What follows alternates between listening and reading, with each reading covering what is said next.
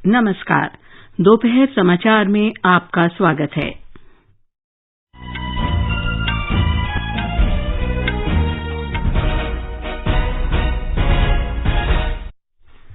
अफगानिस्तान के घटनाक्रम पर चर्चा के लिए संयुक्त राष्ट्र सुरक्षा परिषद की आज बैठक। तालिबान ने काबुल में राष्ट्रपति पैलेस पर कब्जा किया। अफगानिस्तान में हवाई क्षेत्र को बंद किया गया। एयर इंडिया ने कहा, काबुल के लिए उड़ानों का संचालन संभव नहीं। प्रधानमंत्री नरेंद्र मोदी कल वीडियो कॉन्फ्रेंस के माध्यम से टोक्यो 2020 पैरालंपिक खेलों के लिए भारतीय पैरा एथलीट दल के साथ बातचीत करेंगे। केंद्रीय स्वास्थ्य मंत्री मनसुख मांडविया कोविड की स्थिति की समीक्षा के लिए आज केरल के दौरे पर। देश में अब तक 54 करोड़ 58 लाख से अधिक कोविड टीके लगाए गए। स्वस्थ होने की दर बढ़कर 97.48% हुई। बिहार में बाढ़ की स्थिति गंभीर, सड़क और रेल यातायात बाधित। पारसी नववर्ष नवरोज आज मनाया जा रहा है। राष्ट्रपति, उपराष्ट्रपति और प्रधानमंत्री ने शुभकामनाएं दी। और लॉर्ड्स क्रिकेट टेस्ट मैच में भारत को 154 रन की बढ़त।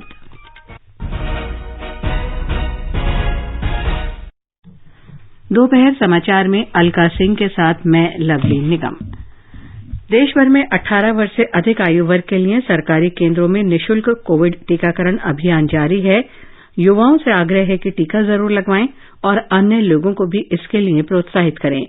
जब तक आवश्यक न हो, घर से बाहर न निकलें और सुरक्षा के 3 सरल उपायों का पालन करें। मास्क लगाएं, 2 गज की सुरक्षित दूरी बनाए रखें, हाथ और चेहरा साफ रखें। कोविड संबंधी जानकारी और मार्गदर्शन के लिए राष्ट्रीय हेल्पलाइन नंबर 01123978046 और 1075 पर संपर्क करें। और अब समाचार विस्तार से। अफगानिस्तान में ताजा घटनाक्रम पर संयुक्त राष्ट्र सुरक्षा परिषद की आज बैठक होगी। भारत की अध्यक्षता में सुरक्षा परिषद की अफगानिस्तान पर यह दूसरी बैठक होगी। एस्टोनिया और नॉर्वे ने तत्काल सत्र बुलाने का आग्रह किया था। संयुक्त राष्ट्र महासचिव अंतोनियो गुतेरेस सुरक्षा परिषद को अफगानिस्तान की स्थिति के बारे में अवगत कराएंगे। इस बीच अंतोनियो गुतेरेस ने अफगानिस्तान की स्थिति पर गहरी चिंता व्यक्त की है और तालिबान से संयम बरतने का आग्रह किया है। अफगानिस्तान में तालिबान ने राजधानी काबुल पर नियंत्रण करने के बाद देश में जीत का दावा किया है। तालिबान के प्रवक्ता ने बताया कि उनके लड़ाकों ने राष्ट्रपति पैलेस पर कब्जा कर लिया है। उन्होंने दावा किया कि अफगान सरकार ने समर्पण कर दिया है और राष्ट्रपति अशरफ गनी देश छोड़कर चले गए हैं। प्रवक्ता ने कहा कि देश में सत्ता पर कब्जा करने के लिए संघर्ष समाप्त हो गया है। काबुल में अराजकता का माहौल है और स्थानीय निवासी तथा विदेशी नागरिक देश छोड़ने का प्रयास कर रहे हैं। राजधानी के अंतर्राष्ट्रीय हवाई अड्डे पर एक प्रत्यक्षदर्शी ने टीवी चैनल को बताया कि कर्मचारियों ने अपना कामकाज समेट लिया है और लोग देश छोड़ने के लिए विमानों की ओर दौड़ रहे हैं। अफगानिस्तान में काबुल ही अंतिम प्रमुख शहर था जो तालिबान के हमलों के खिलाफ सुरक्षित गढ़ माना जाता था, लेकिन तालिबान ने कुछ ही दिन में बहुत ही तेजी से इस शहर पर भी अपना नियंत्रण कर लिया। अफगानिस्तान से अधिकतर विदेशी सैनिकों के लौटने के बाद चरमपंथी गुट अफगानिस्तान पर नियंत्रण करने में कामयाब हो गया। अमेरिका के राष्ट्रपति जो बाइडेन ने अमेरिकी सेना के अफगानिस्तान से वापसी के निर्णय को सही ठहराया है। उन्होंने कहा कि अफगानिस्तान में चल रहे दूसरे संघर्ष के मद्देनजर अमेरिकी फौज का वहां अधिक समय तक रहना न्यायोचित नहीं है।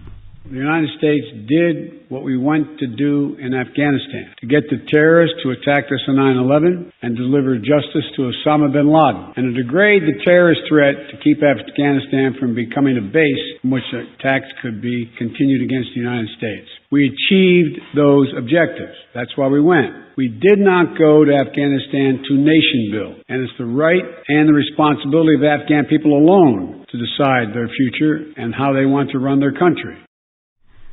अमेरिका और ब्रिटेन सहित 60 से अधिक देशों ने संयुक्त वक्तव्य जारी कर कहा है कि अफगानिस्तान के लोगों को सुरक्षित और गरिमापूर्ण जीवन जीने का हक है और वहां सुरक्षा तथा कानून व्यवस्था तुरंत बहाल होनी चाहिए। अफगानिस्तान में हवाई क्षेत्र बंद हो जाने के कारण एयर इंडिया की कोई भी उड़ान काबुल नहीं जा पाएगी। एयर इंडिया के एक अधिकारी ने बताया कि दिल्ली से काबुल के लिए पूर्व निर्धारित उड़ान रद्द कर दी गई है। अफगान हवाई क्षेत्र बंद होने के कारण एयर इंडिया की शिकागो दिल्ली की उड़ान AI-126 को खाड़ी हवाई क्षेत्र से ले जाना पड़ा। इससे पहले काबुल के अधिकारियों ने अफगानिस्तान में हवाई क्षेत्र की स्थिति अनियंत्रित होने की घोषणा की थी और पारागमन उड़ानों को इस उड़ान मार्ग से बचने की सलाह दी थी।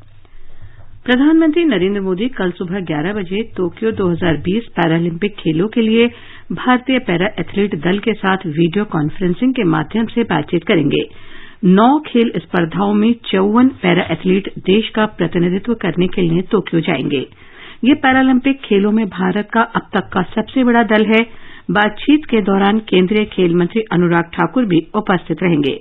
श्री मोदी ने आज नई दिल्ली में टोक्यो ओलंपिक दल के सदस्यों से मुलाकात की। ये समाचार हमारी वेबसाइट newsonair.com/hindi और हमारे mobile app news on AIR पर भी उपलब्ध हैं। चलो मिलकर एक शुरुआत करें, चलो एक फैसला आज करें, मास्क नहीं तो टोकेंगे, कोरोना को रोकेंगे, चलो एक इरादा करते हैं, चलो कुछ वादा करते हैं, मास्क नहीं तो टोकेंगे, कोरोना को रोकेंगे। दोपहर समाचार में आपका फिर स्वागत है।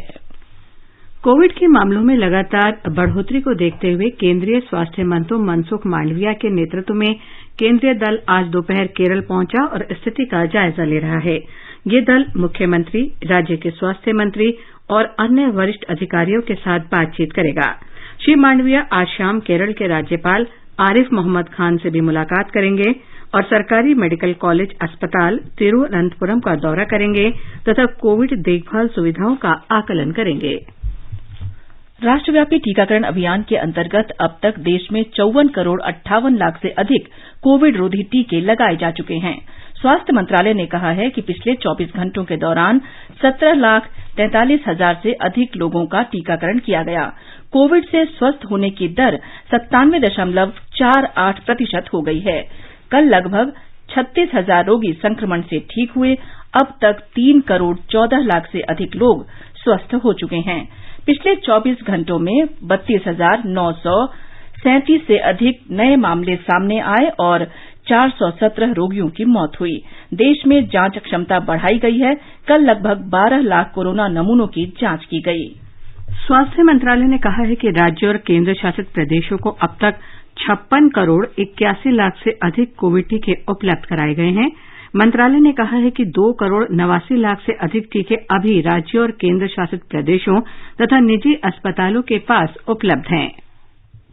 मुंबई में कोविड के दोनों टीके लगवाने वाले लोगों के लिए उपनगरीय ट्रेन सेवाएं कल से शुरू हो गई हैं। हालांकि कल स्वतंत्रता दिवस और आज पारसी नवरोज वर्ष के अवसर पर लगातार 2 सरकारी अवकाश होने के कारण लोकल ट्रेनों से आने जाने वाले यात्रियों की संख्या में कोई खास वृद्धि नहीं हुई है। रेलवे अधिकारियों ने बताया कि कल से कार्यालय खुलने पर यात्रियों की संख्या बढ़ने की उम्मीद है।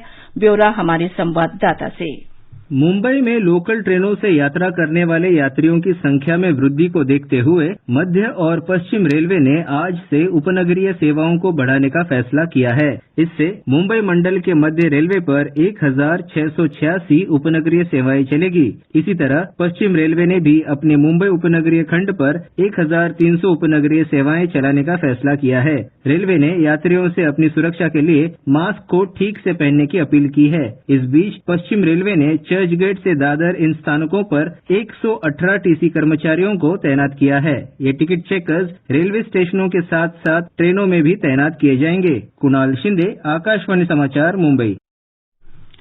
बिहार में पहली से 8वीं कक्षा तक के स्कूल 50% उपस्थिति के साथ आज से खोल दिए गए हैं। छात्रों को एक दिन छोड़कर कक्षाओं में आने की अनुमति दी गई है। राज्य के शिक्षा मंत्री विजय कुमार चौधरी ने कहा कि कोविड के बढ़ते मामलों को देखते हुए यह निर्णय लिया गया है। स्कूलों को फिर से खोलने के लिए उन्हें कोविड नियमों का पालन करने को कहा गया है।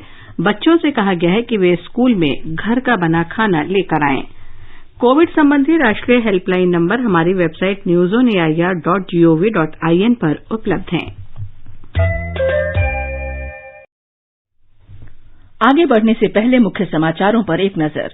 अफगानिस्तान के घटनाक्रम पर चर्चा के लिए संयुक्त राष्ट्र सुरक्षा परिषद की आज बैठक। तालिबान ने काबुल में राष्ट्रपति पैलेस पर कब्जा किया। अफगानिस्तान में हवाई क्षेत्र को बंद किया गया। एयर इंडिया ने कहा, काबुल के लिए उड़ानों का संचालन संभव नहीं। प्रधानमंत्री नरेंद्र मोदी कल वीडियो कॉन्फ्रेंस के माध्यम से टोक्यो 2020 पैरालंपिक खेलों के लिए भारतीय पैरा एथलीट दल के साथ बातचीत करेंगे। केंद्रीय स्वास्थ्य मंत्री मनसुख मांडविया कोविड की स्थिति की समीक्षा के लिए आज केरल के दौरे पर। देश में अब तक 54 करोड़ 58 लाख से अधिक कोविड टीके लगाए गए। स्वस्थ होने की दर बढ़कर 97.48% हुई।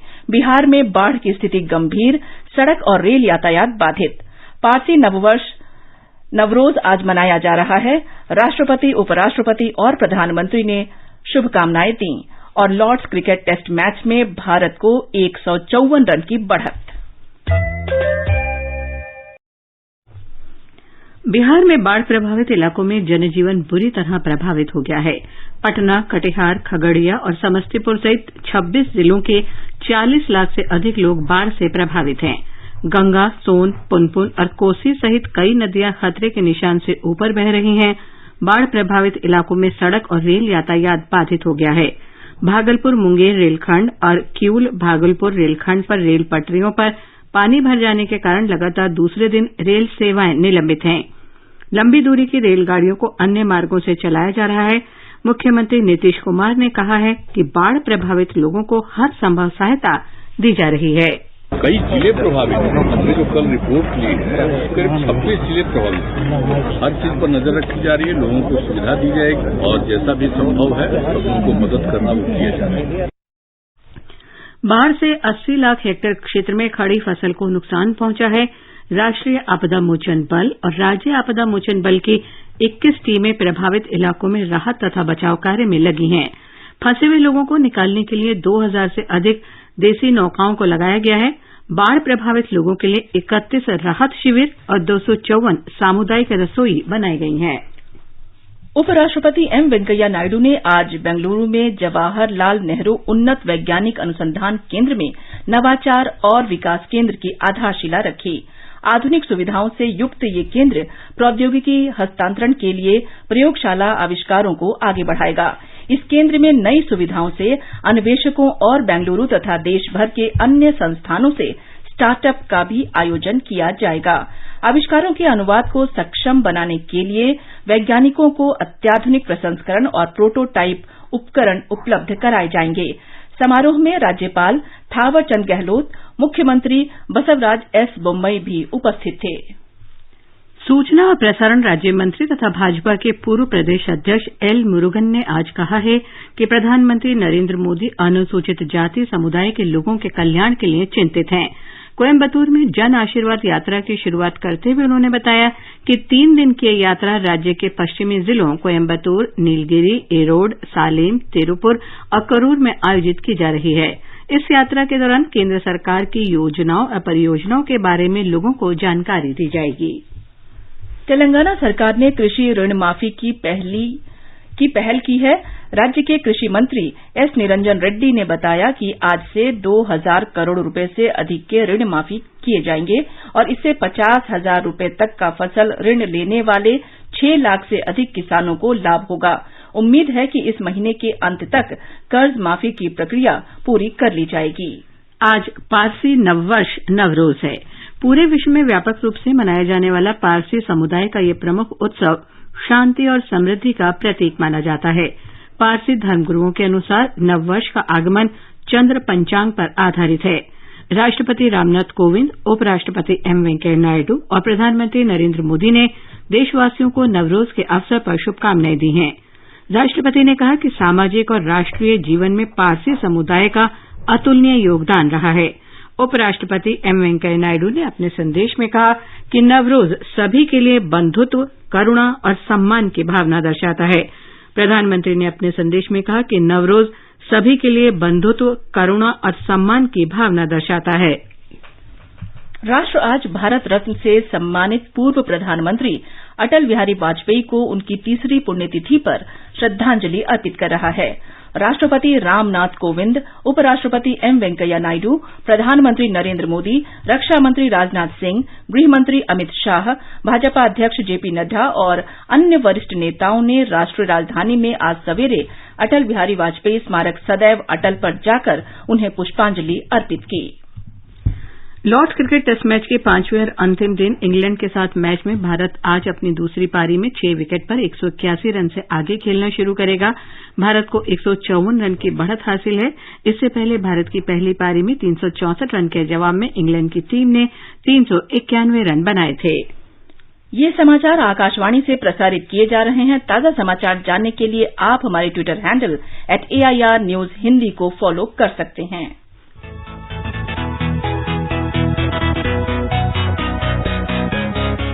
दुनिया रंग बिरंगी, खट्टे मीठे रसीले समाचारों का सतरंगी खजाना आकाशवाणी पर। खबरें होंगी हटकर, जानेंगे कुछ अलग, हंसेंगे खुलकर, करेंगे सजग। सुनना न भूलें सोमवार और मंगलवार आज सवेरे तथा शनिवार और रविवार कार्यक्रम परिक्रमा में।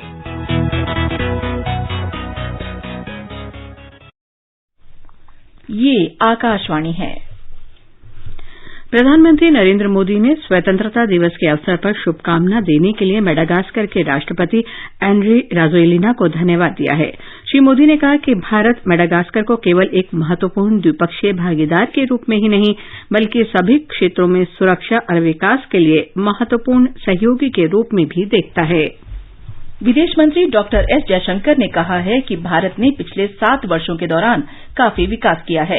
एक टीवी चैनल द्वारा आयोजित इंडिया एट 75 स्वतंत्रता शिखर सम्मेलन में उन्होंने कहा कि विनिर्माण के विस्तार, कृषि सुधार, शिक्षा और कौशल सहित कई क्षेत्रों में सुधार तथा विकास हुआ है।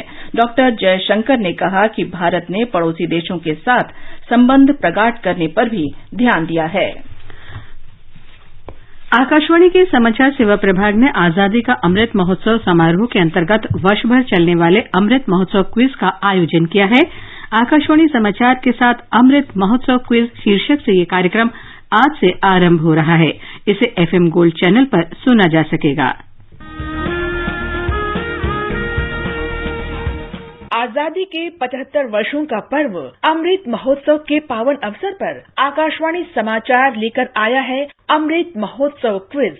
आप भी इस क्विज का हिस्सा बन सकते हैं। हमारे समाचार बुलेटिनों में पूछे गए स्वतंत्रता आंदोलन से जुड़े प्रश्नों का जवाब देकर। आपसे ये सवाल प्रत्येक सोमवार और मंगलवार को सुबह 8 बजे प्रसारित होने वाले बुलेटिन समाचार प्रभात में पूछे जाएंगे। विजेता का चुनाव ईमेल पर मिले सही जवाबों में से लकी ड्रॉ के माध्यम से होगा और इसकी घोषणा अगले दिन इसी बुलेटिन में की जाएगी। विजेता को प्रमाण पत्र के साथ एक उपहार भी दिया जाएगा।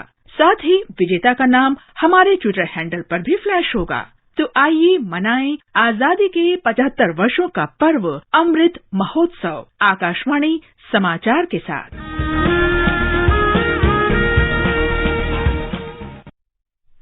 श्रोता ईमेल अमृत महोत्सव quiz@gmail.com पर अपने जवाब भेज सकते हैं। आजादी के अमृत महोत्सव के अंतर्गत आइए अब सुनते हैं आकाशवाणी की विशेष प्रस्तुति आजादी का सफर।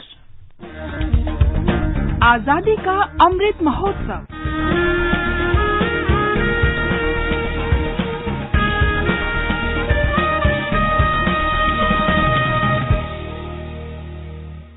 आजादी का सफर आकाशवाणी समाचार के संग। भारत का स्वतंत्रता संग्राम आधुनिक विश्व के अब तक के सबसे महान और गौरवशाली संघर्षों में से एक है। इस कार्यक्रम में हम रोज आपके लिए स्वतंत्रता संघर्ष की एक झलक लेकर आएंगे। हम भारत के स्वाधीनता संग्राम के महान समंदर से मोती निकालकर आपके सामने पेश करेंगे। आजादी की लड़ाई की प्रमुख घटनाओं और नायकों के बारे में आपको बताएंगे। सदियों के संघर्ष की गाथा को एक निश्चित अवधि में प्रस्तुत करना कठिन है और इसमें संघर्ष की सभी घटनाएं और सभी नायकों के बारे में एक साथ बता पाना संभव नहीं है। सदियों के प्रतिरोध से जुड़ी बड़ी घटनाओं और व्यक्तियों को शामिल करने का हमारा प्रयास रहेगा। इसके बावजूद ये कहानी पूरी नहीं होगी। अपने मातृभूमि को विदेशी शासन की बेड़ों से मुक्त करने के लिए अपना सर्वस्व न्यौछावर करने वाले देश के महान सपूतों और बेटियों को हमारी श्रद्धांजलि। 15 अगस्त 1947 की आधी रात को जब हमारे देश को आजादी मिली तो हर भारतीय उस अपार आत्मविश्वास से भर गया जो केवल स्वाधीनता ही दे सकती थी। उम्मीदें थीं, संकल्प थे, आशाएं थीं। दुनिया ने हमारी आजादी को बड़े सम्मान से स्वीकार किया। देश ने राष्ट्रपिता महात्मा गांधी द्वारा दिए गए अहिंसा के मंत्र से न भटकते हुए शांति के साथ प्रगति के पथ पर आगे बढ़ने की कसम खाई। आज की कड़ी में हम आपको भारत के कुछ सपूतों के बारे में जानकारी देंगे, मोजे रिबा और गौतु लाचन्ना की। मोजे रिबा ने 15 अगस्त 1947 को अरुणाचल प्रदेश के दीपा गांव में राष्ट्रध्वज फहराया था। उदार हृदय के मोजे रिबा सभी की मदद के लिए हमेशा तैयार रहते थे। यही कारण है कि मोजे रिबा को प्यार से अबोह नियजी यानी सभी का पितामह कहा जाता था। उनका जन्म 1890 के दशक में अरुणाचल प्रदेश के पश्चिम सियांग क्षेत्र के डारिंग गांव में हुआ था। इस गांव को अब दारी के नाम से जाना जाता है। बांस के कारोबार में लगे मोजे रिबा को समाज के सभी वर्गों के साथ बातचीत करने का मौका मिलता था। इसी क्रम में उन्हें स्वाधीनता आंदोलन के बारे में जानकारी मिली और इसी के साथ उनके अंदर देशभक्ति की भावना हिलोरे मारने लगी। उन्होंने और लोगों को इकट्ठा कर देश की खातिर आगे आने के लिए प्रेरित किया। मोजे रिबा और उनके समूह ने कई प्रमुख नेताओं से मुलाकात की और इसके साथ ही वे आजादी के आंदोलन में कूद पड़े। देश की आजादी के लिए उनके अनेक बलिदानों को मान्यता देते हुए भारत सरकार ने 15 अगस्त 1972 को देश की स्वतंत्रता के 25वें वर्ष के अवसर पर उन्हें ताम्र पत्र से सम्मानित किया था। 15 अगस्त को आधुनिक भारत के महानतम दार्शनिकों में से एक श्री अरबिंदो घोष की जयंती थी। अरबिंदो घोष ने 1902 से 1910 तक स्वाधीनता की लड़ाई में सक्रिय रूप से भाग लिया।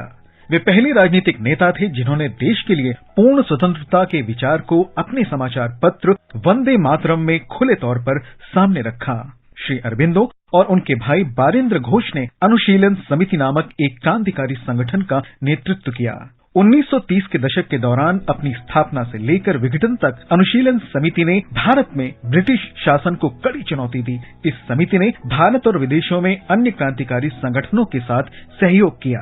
अंग्रेजों ने श्री अरबिंदो को अलीपुर षड्यंत्र में फंसाने का प्रयास किया, लेकिन अदालत ने उन्हें बरी कर दिया था। बाद में उन्होंने अपना शेष जीवन योग के विकास के लिए समर्पित कर दिया। इसने उनके जीवन के समग्र दृष्टिकोण को आध्यात्मिक रूप से परिवर्तित कर दिया। उन्होंने दुनिया की सबसे लंबी कविताओं में से एक सावित्री, ए लेजेंड एंड सिंबल, एक किंवदंती और एक प्रतीक भी लिखी। इस कविता में 24,000 पंक्तियां हैं। मलर बोल मलर हिंद मनम वेंडुम ताये मलर पोति पाराटुम गुणम वेंडुम ताये वरम तरु। स्वाधीनता सेनानी गौतु लाचन्ना का जन्म 16 अगस्त 1909 में आंध्र प्रदेश के श्रीकाकुलम में हुआ था। किसानों, पिछड़े वर्गों और कमजोर वर्गों के हितों के लिए लड़ने वाले गौतु लाचन्ना अपने समय के सबसे प्रमुख नेताओं में से एक थे। महज 21 साल की उम्र में पलासा में नमक सत्याग्रह में भाग लेने के कारण उन्हें गिरफ्तार कर लिया गया। लाचन्ना ने भारत छोड़ो आंदोलन में भी भाग लिया था। ब्रिटिश राज के खिलाफ लड़ाई के लिए गौतु को सरदार की उपाधि से सम्मानित किया गया।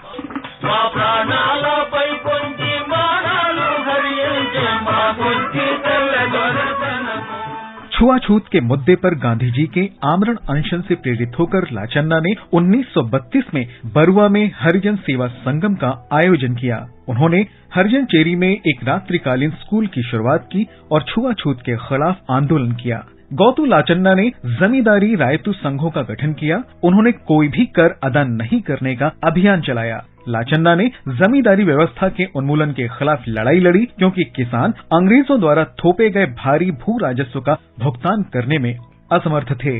1940 में उन्होंने पलासा में अखिल भारतीय किसान सभा का आयोजन किया। इस दिन का एक और दिलचस्प तथ्य ये है कि पुदुचेरी अपना स्वतंत्रता दिवस 16 अगस्त को मनाता है। पुदुचेरी अपनी आजादी से पहले फ्रांसीसी उपनिवेश पौंडीचेरी के रूप में जाना जाता था और उसकी संसद ने 16 अगस्त 1962 को औपचारिक रूप से पुदुचेरी का भारत संघ में विलय करते हुए अधिग्रहण के संधि की पुष्टि की। हालांकि पुडुचेरी के लोगों ने 1 नवंबर 1954 को एक जनमत संग्रह में भारत में विलय के पक्ष में मतदान किया था, लेकिन पुदुचेरी के भारत में औपचारिक विलय में लगभग 8 साल लग गए।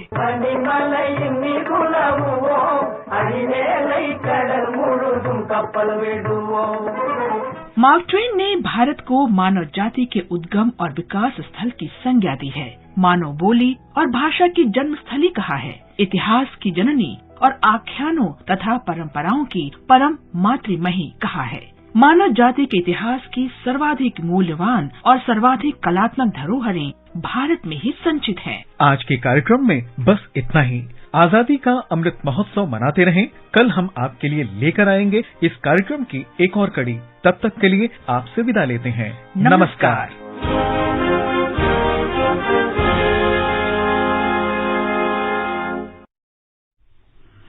आज का संस्कृति संदेश समर्पित है महान संत, आध्यात्मिक गुरु एवं विचारक रामकृष्ण परमहंस को।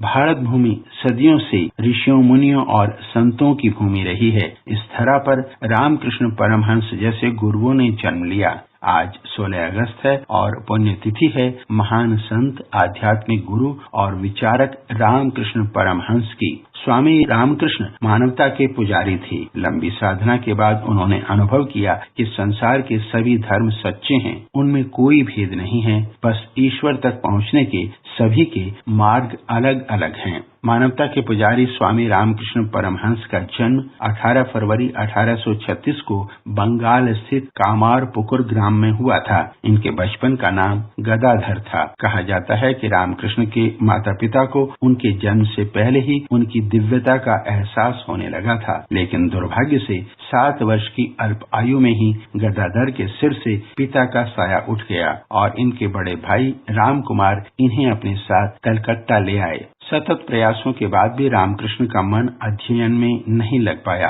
और वे दक्षिणेश्वर काली मंदिर से जुड़ गए। 1856 में राम कुमार की मृत्यु के पश्चात रामकृष्ण को काली मंदिर में पुरोहित नियुक्त किया गया। इसके बाद तो रामकृष्ण ज्यादातर ध्यान मग्न ही रहने लगे। इस बीच अफवाह फैल गई कि दक्षिणेश्वर में आध्यात्मिक साधना के कारण रामकृष्ण का मानसिक संतुलन बिगड़ गया है। स्थिति को संभालने के लिए रामकृष्ण का विवाह कर दिया गया, लेकिन बात न बन सकी और अंत में रामकृष्ण सन्यासी हो गए। सन्यास ग्रहण करने के बाद उनका नया नाम हुआ श्री रामकृष्ण परमहंस। समय जैसे जैसे बीतता गया, उनके कठोर आध्यात्मिक अभ्यासों और सिद्धियों के समाचार तेजी से फैलने लगे और दक्षिणेश्वर का मंदिर उद्यान शीघ्र ही भक्तों और सन्यासियों का प्रिय स्थान बन गया। इसी बीच स्वामी विवेकानंद उनके परम शिष्य बन गए। जीवन भर लोगों को जीने की राह दिखाने वाले रामकृष्ण परमहंस 1886 में 16 अगस्त को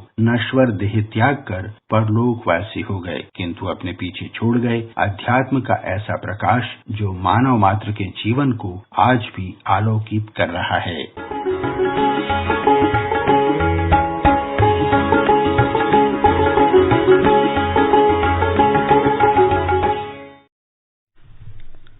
देश के प्रमुख शहरों में ताजा सर्वेक्षण के अनुसार आकाशवाणी का न्यूज ऑन एआईआर ऐप समाचार और समाचार आधारित कार्यक्रमों के प्रसारण को सीधे श्रोताओं तक पहुंचाने के मामले में सबसे लोकप्रिय है।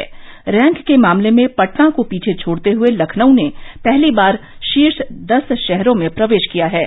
पुणे रैंकिंग सूची में सबसे ऊपरी पायदान पर है, जबकि बेंगलुरु दूसरे और हैदराबाद तीसरे स्थान पर है। न्यूज ऑन एआईआर ऐप के अलावा विविध भारती पर प्रसारित कार्यक्रम भी सबसे अधिक लोकप्रिय रैंक की सूची में शामिल हैं। और अंत में मुख्य समाचार एक बार फिर। अफगानिस्तान के घटनाक्रम पर चर्चा के लिए संयुक्त राष्ट्र सुरक्षा परिषद की आज बैठक। तालिबान ने काबुल में राष्ट्रपति पैलेस पर कब्जा किया। अफगानिस्तान में हवाई क्षेत्र को बंद किया गया। एयर इंडिया ने कहा काबुल के लिए उड़ानों का संचालन संभव नहीं। प्रधानमंत्री नरेंद्र मोदी कल वीडियो कॉन्फ्रेंस के माध्यम से टोक्यो 2020 पैरालंपिक खेलों के लिए भारतीय पैरा एथलीट दल के साथ बातचीत करेंगे। केंद्रीय स्वास्थ्य मंत्री मनसुख मांडविया कोविड की स्थिति की समीक्षा के लिए आज केरल के दौरे पर। देश में अब तक 54,58,00,000 से अधिक कोविड टीके लगाए गए। स्वस्थ होने की दर बढ़कर 97.48% हुई। इसके साथ ही दोपहर समाचार का ये अंक समाप्त हुआ। नमस्कार।